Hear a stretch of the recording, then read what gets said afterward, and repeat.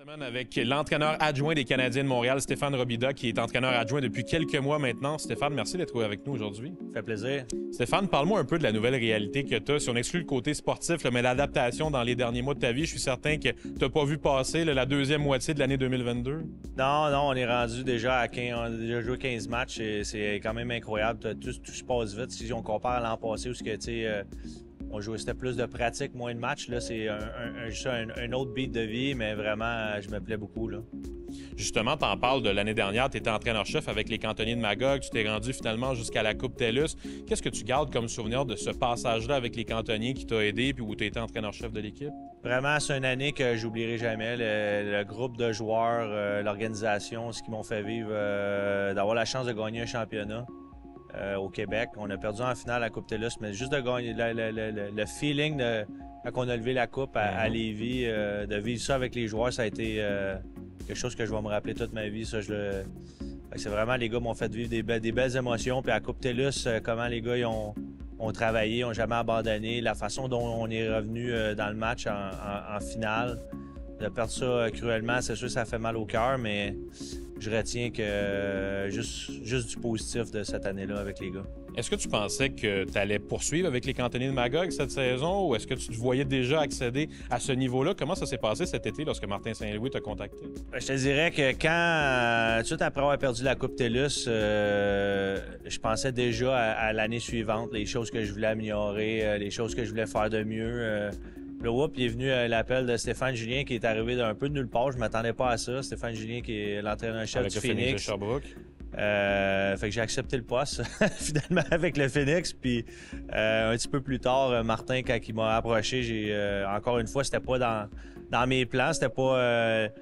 Mais c'est une opportunité que je ne pouvais pas refuser de travailler pour le Canadien de Montréal, travailler avec Martin, Alex, Trevor, Éric Raymond, coach des gardiens. Vraiment un beau groupe.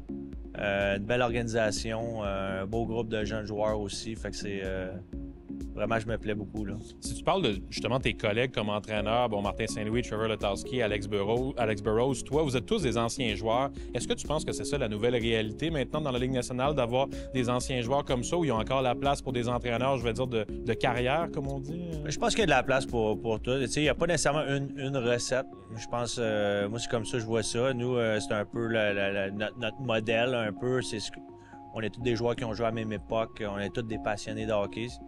Mais je pense qu'il y a de la place encore aussi pour des entraîneurs de carrière, des très bons entraîneurs qui ont jamais vraiment joué dans la Ligue nationale, mais qui ont du succès soit au niveau, on va au Québec, on a plein de bons entraîneurs au niveau junior majeur. Midget 3, il y a des très bons entraîneurs, même hockey mineur. Fait que c'est sûr que c'est la façon dont le groupe a été formé, mais je pense pas qu'il y a une façon en particulier de faire.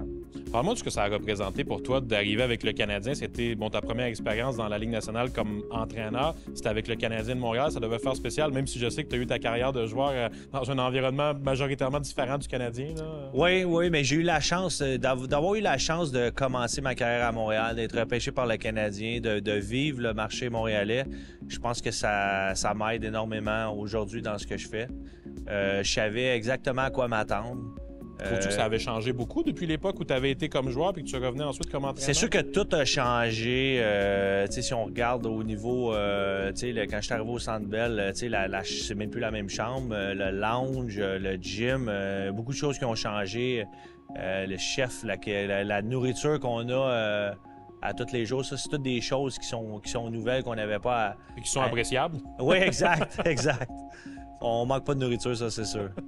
Stéphane, parle-moi un peu de la jeune brigade défensive que vous avez avec le Canadien. C'est un beau défi pour toi. On en a beaucoup parlé depuis le début de la saison. Il y en a plusieurs des jeunes défenseurs. Comment on forme un jeune défenseur, selon toi? C'est quoi la clé pour arriver au succès? Est-ce qu'il y en a une clé?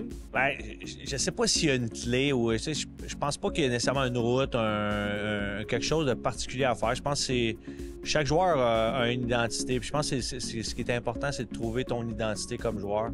Chaque joueur a ses forces.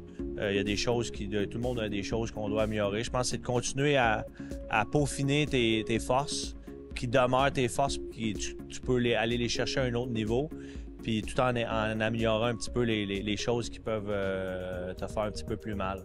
Stéphane, merci beaucoup d'avoir été avec nous à Hockey le Magazine. On te souhaite la meilleure des chances, non seulement dans ta carrière, mais aussi avec le Canadien cette année. Merci beaucoup.